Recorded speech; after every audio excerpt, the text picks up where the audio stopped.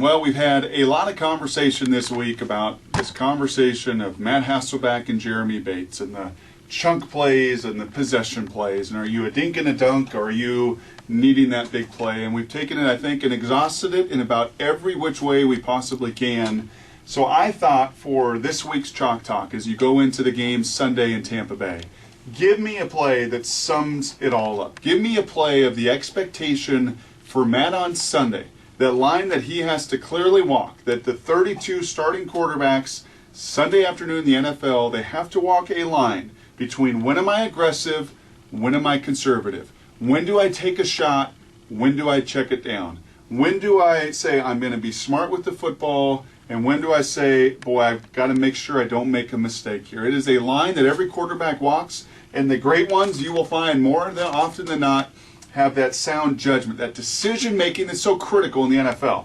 So I decided to take a play, number one, that Matt's very familiar with, that more than likely could be called this week. In fact, was called last week and was one of the conversations and why we even got into this whole conversation. This was the play on a 2nd and 10 on the third drive for the Seahawks last weekend. You're going to remember they had a brilliant opening drive. Then they go 3 and out with a run and 2 short passes, and then they come back. And they decide to just go bonkers, right? Jeremy Bates, just be aggressive. Just take shots down the field.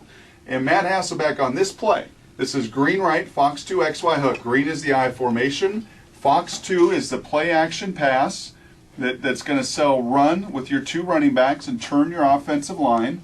So that's the protection. X and Y hook, as you see, as the name and the nomenclature may tell you. Y is on a hook. X is at about 15 yards on a hook. After the play action fake, the fullback has to work all the way over to the flat to give you the hook flat. On this side, your tight end is on that hook route, and your flanker, Z, is on a post route. Now, this is what should look familiar to you, because this is where Matt tried to hit Ben Obamanu on a deep post. Why did he do that? Because the coverage dictated to Matt. Your safety came and squatted right on your hook, and when he does that, Matt has the opportunity to make a big play down the field. He walks that line between, do I take the shot or do I check it down? Do I hit my post route, or am I more conservative and come back to my curl and my flat route?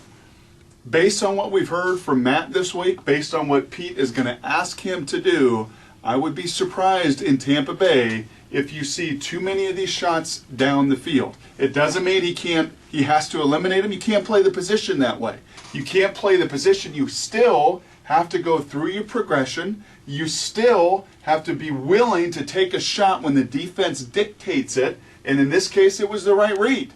And that's the thing, I think one of the frustrations is in that Atlanta game, that's exactly where the ball has to go. Because when that safety jumps the hook route, you have all this space to take a shot, but the quarterback and receiver have got to be good enough to win, and ultimately this season down the field, they have not more oftentimes than they have. So, final summation, when we have green right, Fox 2 XY hook against Tampa Bay on Sunday, it's going to be 1, 2, 3, and this play in the playbook that says alert, which it does, probably not going to be alerted until maybe you get ahead and the game allows you, if possible, to take that shot. Otherwise, I think you're going to see more completions on Sunday.